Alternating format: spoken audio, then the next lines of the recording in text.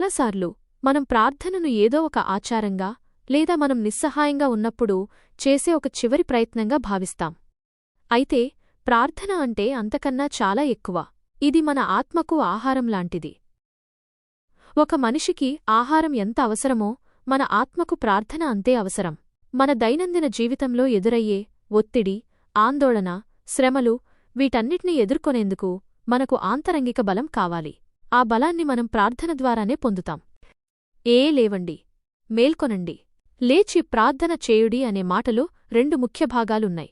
ఒకటి, లేవండి, మేల్కొనండి.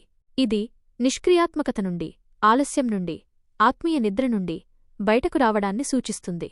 మనం శారీరకంగా నిద్రపోతున్నప్పుడు ప్రపంచంలో ఏం జరుగుతుందో మనకు తెలియదు. అలాగే ఆత్మీయంగా నిద్రపోతున్నప్పుడు మన చుట్టూ ఉన్న ప్రమాదాలను, మనపై వచ్చే శోధనలను మనం గమనించలేము. అందువల్ల లేవండి అనేది జాగ్రత్తగా ఉండండి, చురుకుగా ఉండండి అని అర్థం.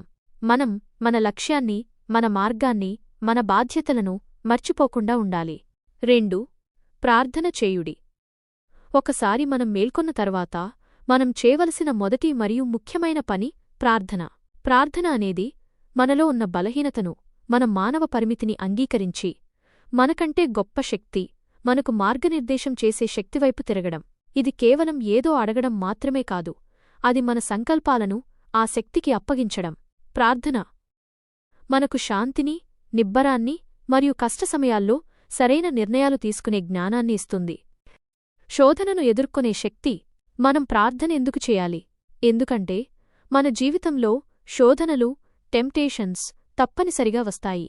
ఈ శోధనలు మనల్ని సరైన మార్గం నుండి తప్పించి మన బలాన్ని దొంగిలించడానికి ప్రయత్నిస్తాయి. మీరు ఎంత మంచి వ్యక్తి అయినా, మీరు ఎంత శక్తిమంతులుగా భావించినా, శోధన వచ్చినప్పుడు దాన్ని మీ సొంత శక్తితో ఎదుర్కోవడం చాలా కష్టం. అందుకే మనం ముందుగానే సిద్ధంగా ఉండాలి. ప్రార్థన అనేది మనం శోధనలోకి ప్రవేశించకుండా ఉండేందుకు మనకొక రక్షణ కవచం లాంటిది. మీరు ప్రార్థనలో ఉన్నప్పుడు మీ ఆలోచనలు, మీ మాటలు, మీ చర్యలు అన్నీ శక్తివంతమైన మార్గదర్శకత్వంలో ఉంటాయి. ముగింపు.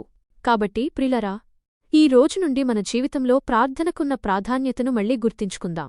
అలసిపోయినప్పుడు, నిరాశ చెందినప్పుడు లేదా అతి విశ్వాసంతో ఉన్నప్పుడు కూడా మనకు ఈ మాట గుర్తుకు రావాలి. లేచి ప్రార్థన చేయుడి. ప్రతిరోజూ ఉదయం మేల్కొన్నప్పుడు, ఒక నిర్ణయం తీసుకునే ముందు లేదా రాత్రి పడుకునే ముందు ఆగి మీ జీవితంలో ఉన్న గొప్ప శక్తితో మాట్లాడండి.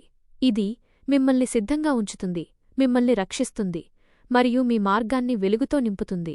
ఈ ఆంతరంగిక శక్తిని పొందేందుకు